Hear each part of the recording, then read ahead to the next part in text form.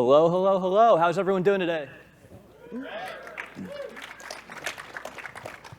Glad to be back here in Miami. I'm humbled and honored to be presenting this panel with this great cast of builders over here. It's a very important panel on Coinjoins and Coinswaps, which are some essential tools that we can use to give Bitcoiners privacy on-chain. My name's Kaloudis. I'm an application developer. I'm the founder of Zeus, a Lightning wallet. And I've got quite a cast here today. Let's start from the left. I got Ben Carman from Bitcoin Company.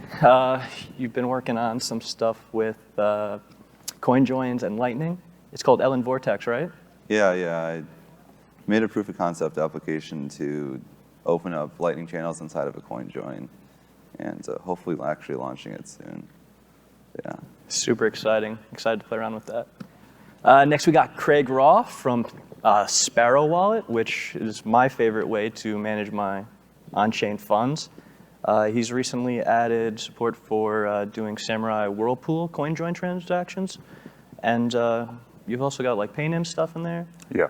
So really cool to see another wallet implement those two tools, and it's going to be fun to get into that in a bit. Next up, we got Fontaine. How are you doing today, Fontaine? Good, and you? Great. So Fontaine, you've got a iOS application fully noded, and you've recently implemented a UI in there for managing CoinJoin instances, or join market instances, which are a form of CoinJoin that use like a maker-taker model, right? Correct. Excellent stuff. Really excited to have more tooling, more UI for join market. So that's great. And last up, we got Nick Gregory from Mercury Wallet. He has a new product. It's a state chain wallet that performs Coinswaps. It's quite a bit different from Coinjoins, but I've been messing around with it this week, and I've been loving the experience so far. So excited to get into that as well. So yeah, I don't think we really got to get into why Bitcoin privacy is important in this volatile world where we're seeing, people getting deplatformed from different accounts, and all the turmoil in the world between people in Ukraine and Russia dealing with their governments and the situation there, people living just generally under authoritarian regimes, and more closely what's happened in Canada with the trucker protest and the scrutiny that people have gotten after making these Bitcoin-driven donations. So let's kick into the difference between a Coinjoin and a Coinswap. There's a lot of similarities, but very distinct methods of getting on-chain privacy. So anyone want to give us like a good overview of what a Coinjoin really is, what it consists of? Sure, I'll have a go at that. So I think the issue that we're trying to address with both Coinjoins and Coinswaps is the fundamental issue that Bitcoin is non-fungible, right? So we wish that we had non-fungibility at a protocol layer. We don't have that, so we have to address that at an application layer. And both Coinjoins and Coinswaps are attempts to do that.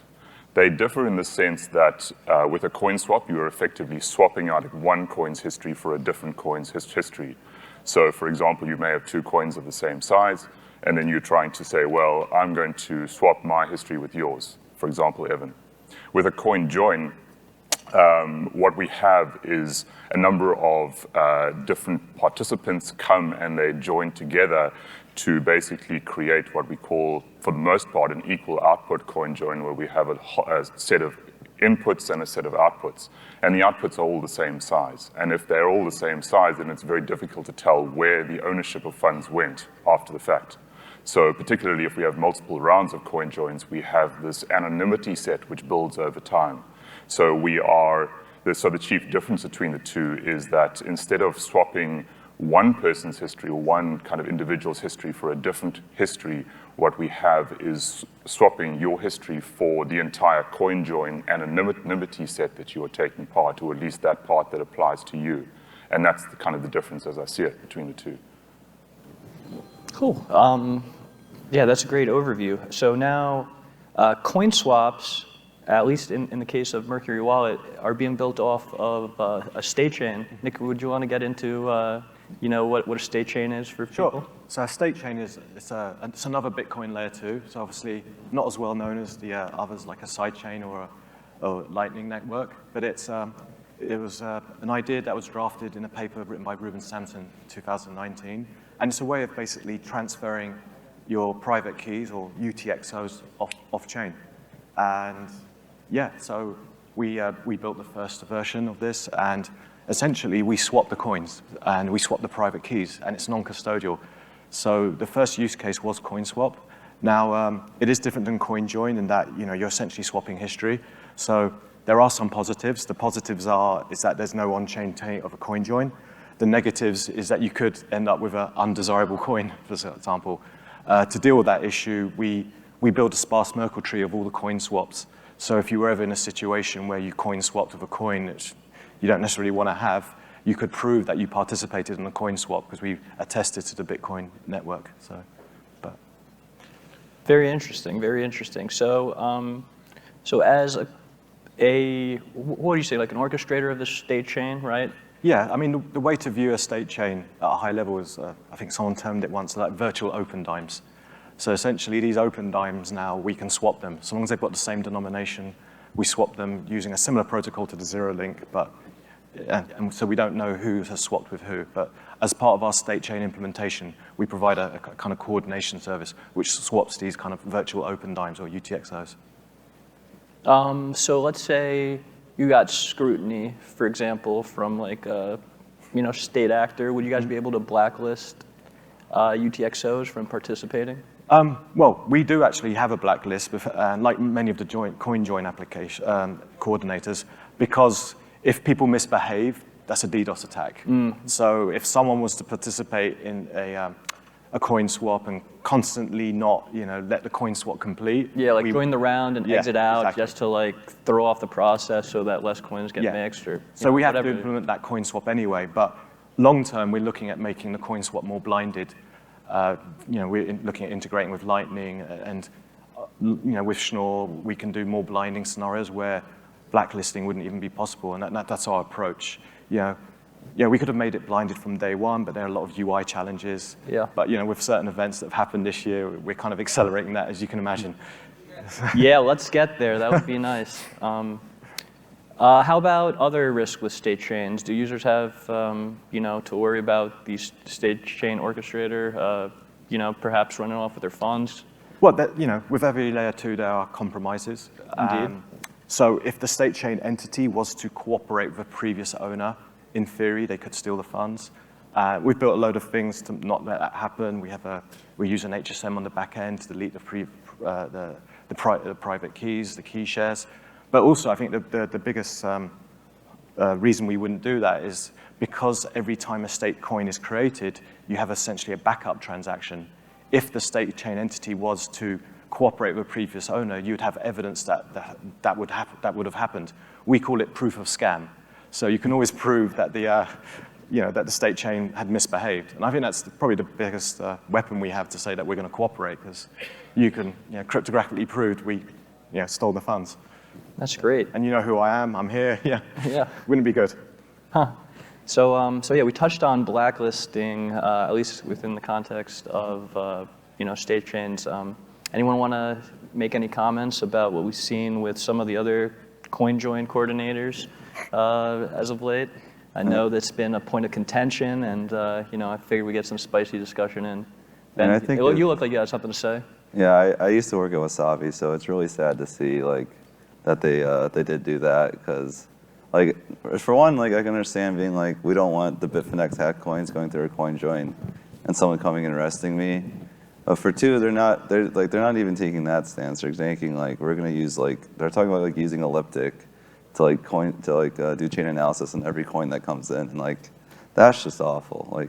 So that's sad to see, and really it kind of shows the benefits of things like Join Market, where it's there is this no coordinator, no one can stop it, no censorship there. So having the centralized coordinator is nice, because it creates this nice incentives where they can make money and develop the wallet and do all this stuff, but also has this obviously centralization is not the best, and we can, censorship comes in. So it's sad to see, but I think, luckily in the space there are other alternatives. It's not the only option, so we're doing fine, I think. Yeah, so like not only do you have the options of going to another coordinator system entirely, like Samurai Whirlpool, or getting rid of a coordinator entirely and going to maker-taker protocol, sort of like join market.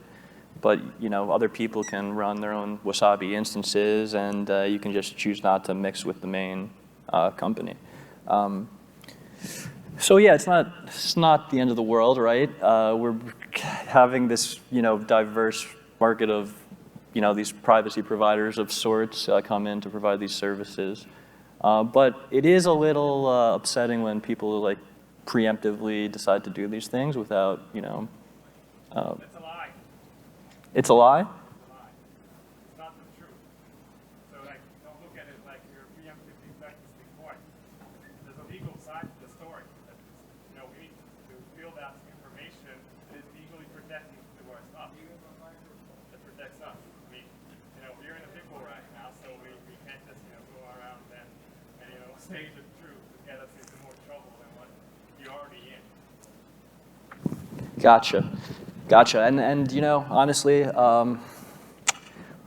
would love to give Wasabi a voice. Would have loved to have someone from Wasabi on stage, but unfortunately, we couldn't make that happen. So we can move forward unless anyone else has any other comments on that. Well, look, I mean, the reality is, as far as we know, there are no rules or regulations that state that one needs to blacklist UTXOs coming into a centralized CoinJoin service. That's as far as we know, and that's coming from ZK Snacks, the makers of Wasabi themselves, right? That's what they've said to us. So they're not aware of anything, as from what they've said. We're not aware of anything. Certainly, I'm not.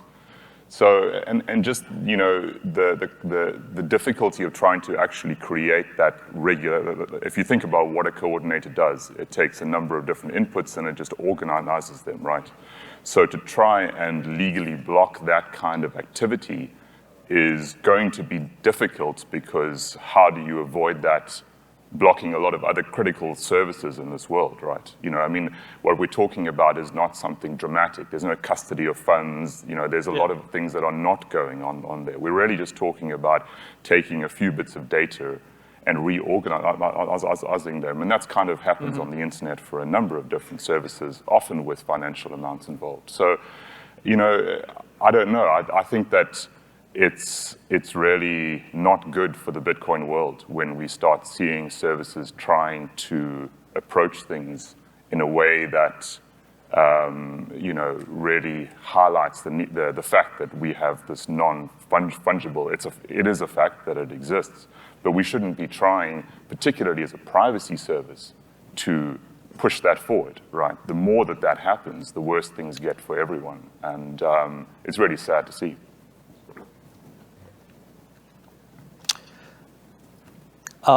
Okay, moving forward, CoinJoins, CoinSwaps, do you guys see them as being complementary, supplementary?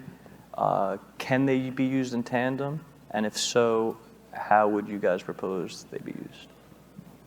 I think they should be used in tandem, because if you're to do a coin swap, for one, you're just going to give someone your coin, and now they could see your whole history. So if you don't want to dox your coin's history to this person you're coin swapping with, then you would want to coin join beforehand to see okay, you don't know I bought this Bitcoin on CashApp or something. So then they would you would hide it there, as well as have a larger anonymity set going in to protect you, because it's like a economic or a state actor would have high incentives to come in and just do coin swaps all day to try to just see who's coin swapping. If you come in with a CoinJoin output, they would not be able to totally tell. Because if you just came from an address to withdraw from Coinbase, and be oh, this is Ben Carman's coin, and then the coin swap is useless now. So if you came in with a CoinJoin, they'd have a much harder time figuring out who it is. So I really do think both of them together just complement each other extremely well. Yeah, I agree. I think we're really just scratching the surface, and I'm sure people are doing their own mixes of stuff, but moving forward, it'd be really cool to see some services sort of combine the two, take the best properties of each and be able to pass it on to the user. Nick, you had some ideas about other tools that could be used in conjunction, at least with your project and CoinSwaps. Yeah, I mean, we're looking to make things more blinded, and that's like, you essentially work a lot more with Lightning. So, rather than to take a fee on our state chain, which, certain companies could see the fee and basically figure out that our coins had participated in a coin swap, we would take a Lightning fee up front, issue a kind of like a Chomain token, and that would be redeemed for like a state coin, and then that would make it slightly more blinded. And we've looked at Coinjoins as well as a kind of on the withdrawal process. But I think, as always, the UI. So from the withdrawal process, you Yeah, mean pegging out of the state coin? Yes, yeah. Okay, interesting. But we put that on withdrawal because we're more focused on Lightning. But people got to understand there's a lot of things you can do, but the UI challenges are kind of harder than the technology behind it. I think all technology here uses Tor. That's an unreliable, hard network to work with. And don't get me started on Tor. and getting that working on a UI that everyone can use is a challenge, and that's probably why. But I think that's improving.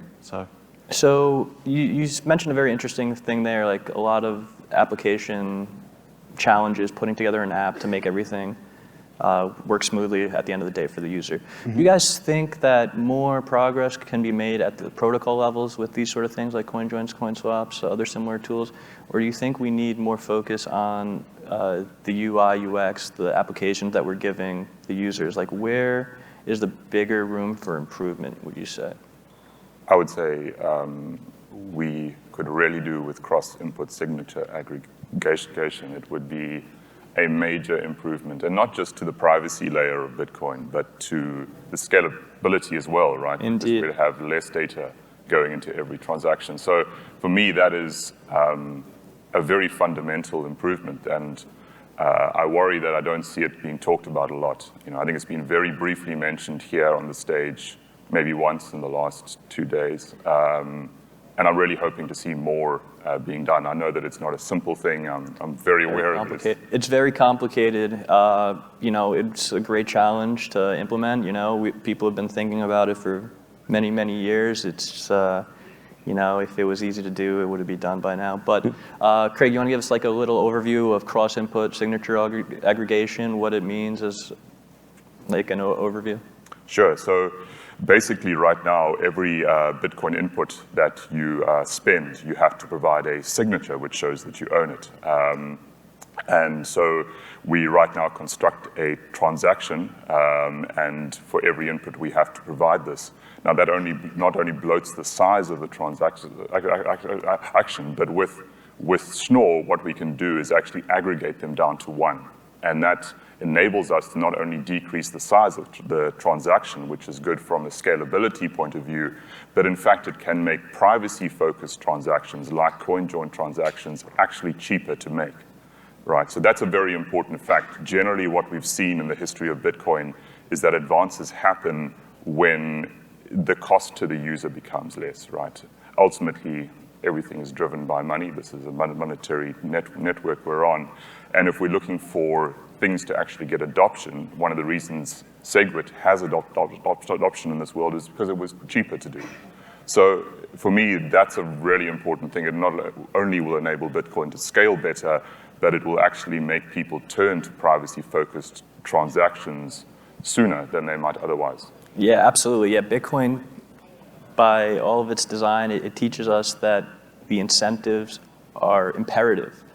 And CISA, or cross-input signature aggregation, not only makes it possible for us to turn every transaction into a coin join, but it incentivizes that economically, which is the amazing thing. So you'd actually be paying more to not get in on a coin join and improve the privacy of yourself and others. So yeah, that would be quite a advancement, and I hope it just doesn't go to the wayside and we could find a way to bring it to Bitcoin. That would be incredible.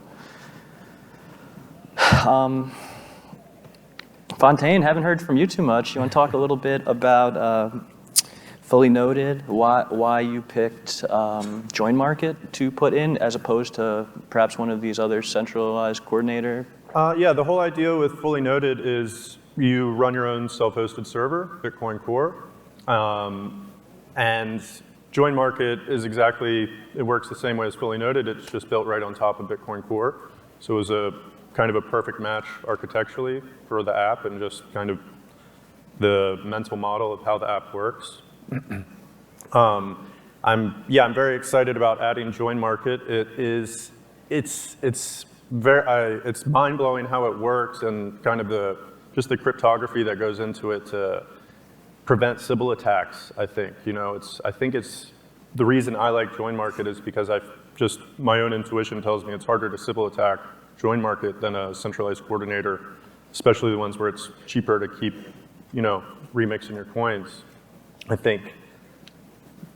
So, and obviously with what has happened recently has shown light that, centralized servers where you're doing privacy-related stuff probably is going to be a target, right? Yeah, absolutely. We're definitely going to see more scrutiny in the coming years. I'm happy that it's approved on the App Store and that it's out there. And I need to write some more tutorials and get some more teach people how to use it basically and get it easier to install Join Market, which a lot of the node packages now they are running it, but they need to be running the wallet daemon and setting up a service for that to easily connect. Yeah, so we've had Join Market. It's been a project for some years now, and most people have had to just interface with it via CLI or very basic web interfaces. So I am ecstatic to see all this progress being made in terms of the UI for it. And it's funny because you don't have the centralized coordinator making fees and facilitating the development of its software. So you don't have a team that's been incentivized to put out a really nice UI like Wasabi or Samurai has. So it's really been sort of up to the community to get together and put stuff together, hook into the API, and make something presentable for users. So it's been really awesome to see people like yourself putting out this UI. We've seen some efforts from others like the Bitcoin design community, and I know Gigi has been deeply involved in the web UI. That's an alpha. I believe it's on Umbrel now. It's called Flow. What is it called? No, I'm not sure what it's called, but yeah, they did release it very recently, and it's actually very pretty, so it's good to see. Yeah. So it's a great start, and I'm really excited to see that project iterate. And well, let's see more. I know there's some people working on some other mobile apps, so it would be great if we could get those Android users on. So that has been an awesome development to see. So yeah, more Join Market stuff. Ben, you want to get into some stuff with Coinjoins and Lightning? Let's dive a little into some Ellen Vortex stuff. Sure, yeah, Lightning kind of has this fundamental problem right now where when you have a Lightning channel, to tell people about the channel to prove you're not lying about it, you just say this is my UTXO, my channel is in. So everyone can see this node owns this channel, and then you just look at the opening inputs in there and be like, oh, okay, this is his wallet. And you dox a lot of your on-chain privacy here. So if you're privacy-minded, what you should be doing is coin joining through something like Wasabi or Whirlpool or Join Market, or doing a coin swap with Mercury Wallet or something.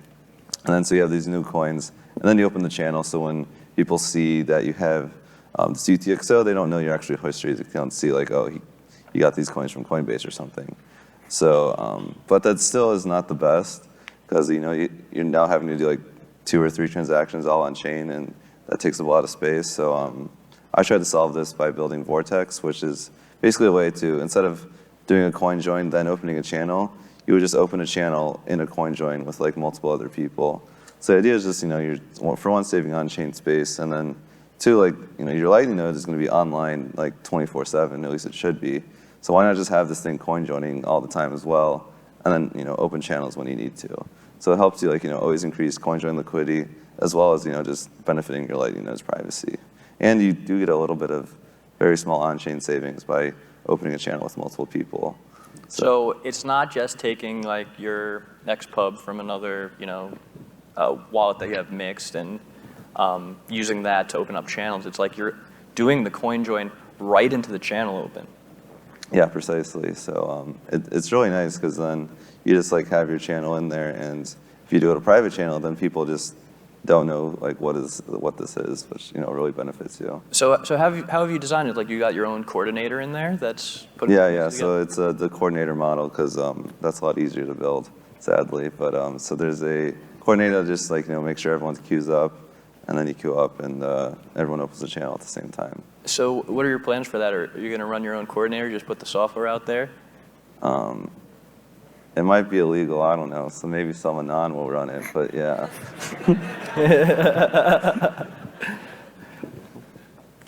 Perhaps a NIM could Yeah. step up to the plate and help us Hopefully. out.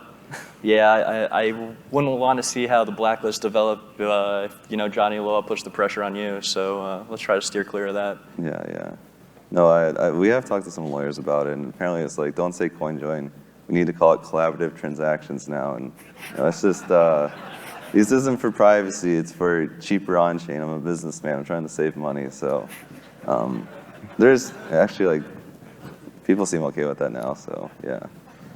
Cool. And where would you say the state of the project is right now? It seems very early, right? But it's functional, right? Yeah, I've on RegTest, I've opened Lightning channels, so it works. I've been working, like I'm too busy right now with my real job, but Yeah, startup life is hard, huh? yeah, startup life sucks, but it's also great. But I actually talked to like a bunch of people here this week about it, and we got a few people to commit to actually like paying money to try to build a UI for it. So once I have that out, it'll be very easy to launch. So I should be launching it in the next month or two.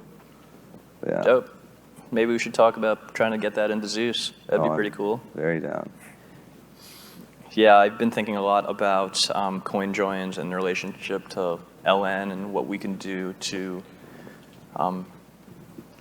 give users the interfaces and the tools to be able to use them in tandem. So, yeah, I've been working on some external account imports from XPubs to pull into Zeus with the LND PSBT API.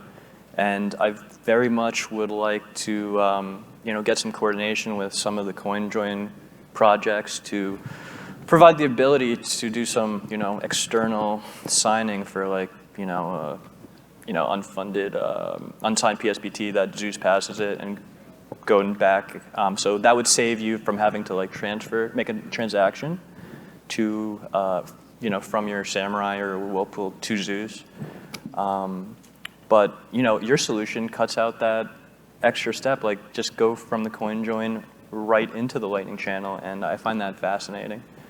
Yeah, I mean it's weird because a lot of people if they want to open a Lightning channel, a lot of their process will either send from their exchange or their hardware wallet to Samurai, mix it, do 2 or 3 on-chain transactions, then send it to the LND wallet, then open the channel. So it's you're wasting all this block space and spending all these fees, and it really sucks. So you just At least you're propping up the fee market. That's good. Yeah, so you just do it all in one nice channel. Yeah. Great. So let's take it back to protocol stuff versus application stuff. Do you guys see any other things substantially that application develop? I mean, we got into CISA earlier, and we've said that there are a lot of enhancements that we can make on protocol layers, but what more can application developers do to make these tools more accessible? I mean, there are some things with the addition of Taproot, now we can do some new fancier things that we couldn't before, since we do have the raw pub key on chain now, so you could do things like a ring signature and other stuff that you won't broadcast it on chain, but you could do that for proofs inside of your coin join. So there's probably now room for a lot more different models than ZeroLink or something to actually create coin joins. I know some people are working on research on that, but it would be cool to see someone now they have Taproot and all these other new properties. Let's like try to build out things that like actually use it, and because Taproot is like largely a privacy upgrade, and with it we should be able to like create new kind of CoinJoin protocols, or at least improve them currently. And we haven't really seen that yet because it's only been a couple months, but Yeah. I would love to see that happen. Yeah, we're just starting to kick off, what Taproot is going to bring to the table. Lightning Labs and Taro was a pretty big announcement, and it's going to have a lot of repercussions. But yeah, I would love to see, more tooling through like TapScripts and really getting creative with that to bring people better privacy. So that would be exciting. Yeah, I think the one thing we should also consider is that, unless we do away with, which frankly, without a hard fork, I don't see it happening, this kind of issue of Bitcoin being basically non-fungible at the protocol layer, right? If you can see the amounts, unfortunately, there is a coin history, and you can trace it back over time. So unless we can do away with that, we're going to have to deal with the fact that we have to build something on the application layer. And then really you're talking about, the idea of anonymity sets, right? So you're sort of one of a number of people, and obviously the greater that group of people, the more anonymous you are. So it's one thing to talk about, how can we have new tools, but we also have existing tools today.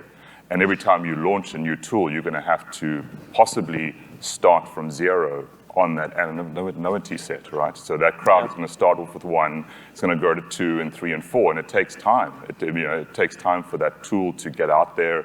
It takes time for people to trust the tool, for clients to be written in it. How many wallets are going to adopt the same tool, or is everyone going to have to use one wallet? So, I think it's dangerous to constantly be looking into the future and saying, well, what could happen, right? Because we might end up in a place where if we don't push the tools that we have today, then by the time we get to the tools that we think might be better, the world has changed to the point that those tools are seen as not good, right? But if we use the tools that we have today, it changes the mindset of people, and it changes how society views it. So if CoinJoin becomes, a widely used thing today, then that will change the way that society views it. And I think it's important not to wait too long and to actually use the tools, because, as I was saying, the crowd grows. And as the crowd grows, which not only helps the anonymity of your coins, but it also changes the way that the rules and regulations of the world will form. So, I think there's a different way to see it. And it's like very true too, like we really aren't using all the tools we have available today. Like we're talking about Taproot, but like Liquid has existed for years and has confidential transactions, which is like perfect for CoinJoins, where you could have unequal amounts and like do all these spends. It is slightly different trade-offs with it being the sidechain and kind of custodial, but it would be perfect as a privacy tool, and like no one is using that or just built something, which is kind of like that would be like amazing. I would use that all the time if someone built where you could CoinJoin on there and do all these unequal amount things, and then atomic swap back into real Bitcoin. And no one's built that in like 4 or 5 years, and like we really aren't using our tools yet. And that's something we need to press on. I think we also need funding. Like there's not much money in developing wallets, especially self-sovereign wallets. So yeah. Yeah, it's very few players, helping facilitate the building of these things, but we got some good actors that we're extremely grateful for. Like, HRF both threw us a Bitcoin each at about the same time, and it's really awesome that we've been able to use those sats wisely and continue to build out our products. So, shouts to HRF and Alex Gladstein and all the good folks over there for supporting us. So that's great. But yeah, we hit on a lot of great points right there. I think it's very important to hit on, perfect being the enemy of good, and people holding out to, for privacy tools that may offer, better properties or whatever or whatnot. But that's like speaking from a position of privilege. There are a lot of people that need Bitcoin privacy today, and how do we support those people? I think by and large, like the best way is to get in on these mixes with people, use the tools, and help increase those anon sets. And you know, we saw it even with the construction of this panel, that, you know, CoinJoin, CoinSwaps, privacy in general on Bitcoin has a bit of a stigma. People or some companies in the space don't want to touch it with a 10-foot pole, and that's really unfortunate. But what can we do to try to destigmatize Bitcoin privacy, which is a human right? I think the most important thing is to use the tools, right? That is the number one thing. We have to not only use the tools, but encourage others to use them, explain them.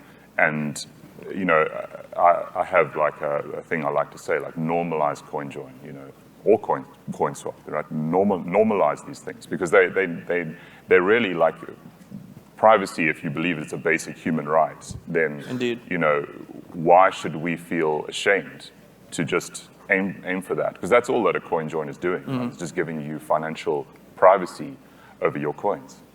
So, you know, the sort of worries, and we sort of laugh at each other and smile and say, well, maybe it's illegal, but actually we need to take the kind of, in my view, the firm view that it's not, right?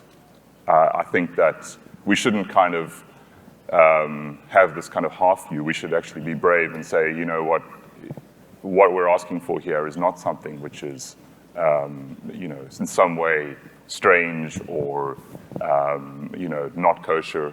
It's really just a normal thing that we should all want. So.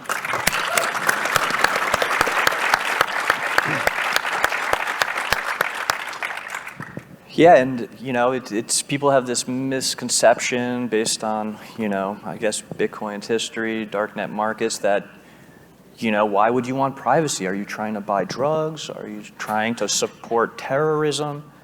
And that couldn't be, you know, further from the truth. It's like when you make a purchase, right? Like, do you want the person that you pay to know how much money you have and to follow you to every other store that you go to? No. No, that sucks. Yeah. That's garbage. Do you want your employer to know what you do with your money after every paycheck? No. Never. Hell no. So, Purchases need to be private.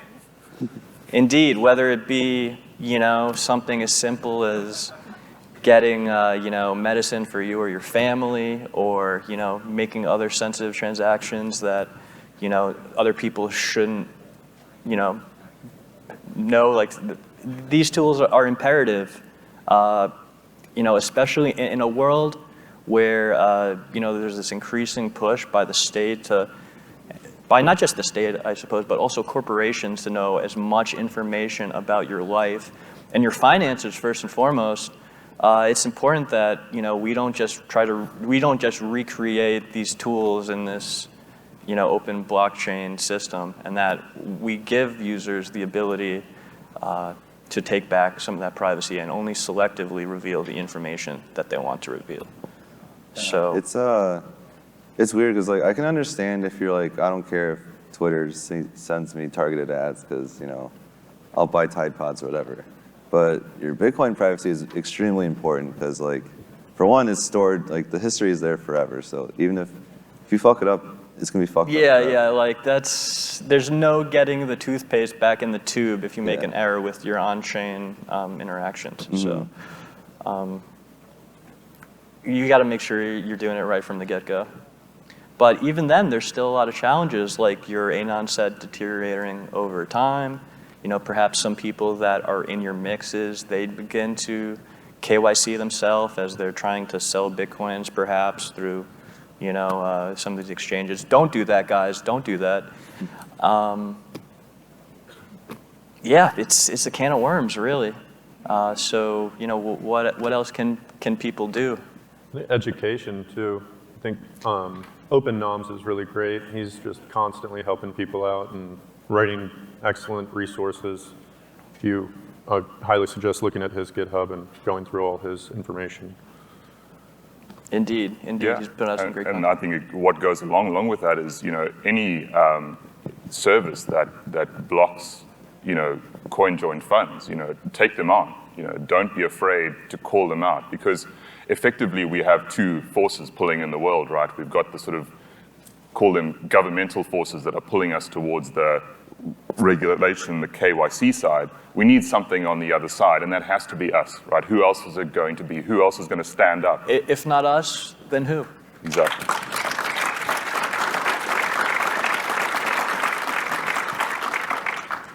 Yeah, it's, I said earlier that, privacy is a human right, but rights are not granted, they're taken. And it's going to take a lot of, push from us, or polling, if we're using the polling analogy, to pull things in the direction we want to see them. So that's going to take individuals stepping up. That's going to take developers and projects stepping up. That's going to take companies stepping up and saying, no, this is the right thing for us, for our users, our customers, and for humanity as a whole. Because the alternative that we could, very rapidly decline into is, a totalitarian hellscape of sorts, where every transaction is recorded and known about, from your personal transactions at the pharmacy or regarding to your health, to the pocket change that you give to your son. Do you really want to live in a world where you have to get permission from the government or tell them about spending money you give to your kids? I sure as hell don't. So yeah, we're coming up on time soon. We've got about 2 minutes to wrap up. Do you guys have any closing thoughts? Thank you for having me. Thanks for being here, and thanks for building some awesome tools. Yeah, I would just say, if you don't CoinJoin, or CoinSwap, you should try them out. It's actually very easy to do, and it's monumentally beneficial for you. So I know a lot of people are daunted. It's oh, that's the nerdy Bitcoin people. That's what the hardcore people do. It's no, it's I could get my mom to use any of them. They're not that hard. So you should try it out if you haven't done it before. Yeah, absolutely. Get on your umbrella, download Join Market, check out Mercury Wallet. I've been having a great time playing it with it this week, and it's just super easy to use. Just deposit, auto swap. I'm just running rounds and increasing my ANON set. Yeah, it's great to have users that test it. I mean, when we went into alpha, some guy decided to create the state chain torch, and we learned so much in those 3 months. It was passing around on Twitter. People were finding bugs all over the place, and that really helped harden the product and get it to where we could be production ready. Yeah, it's important to test and try these tools and figure out where the bugs are, the rough spots, and yeah, I encourage everyone to go out and run your CoinJoins, try some CoinSwaps out, and to keep using these tools to help proliferate them and make privacy better for yourself, but also for others. And if we can get some more clients as well, the more wallets that implement these tools would be great. You might think that I sort of enjoy being, one of only 2 Whirlpool clients, but really I wish there were 5. I wish there were 10. For me, that would be great. It not only de-risks the entire space, but it just makes it much more accessible to everyone, because everyone comes in with different tools, right? So if there are any devs in the audience here, really think about building this stuff in, because it's not like we have forever to do it, right? Time is critical. This is very much an unsolved area of Bitcoin today, and the more people that are working on it, the faster, or the more chance we have of getting to a place where I think we all want to be. Indeed. So if you're an application developer out there, please think critically about your users' privacy, and consider implementing one of these tools into your wallet. And yeah, on that note, let's call it. Thank you all for joining me today. It's been a great discussion.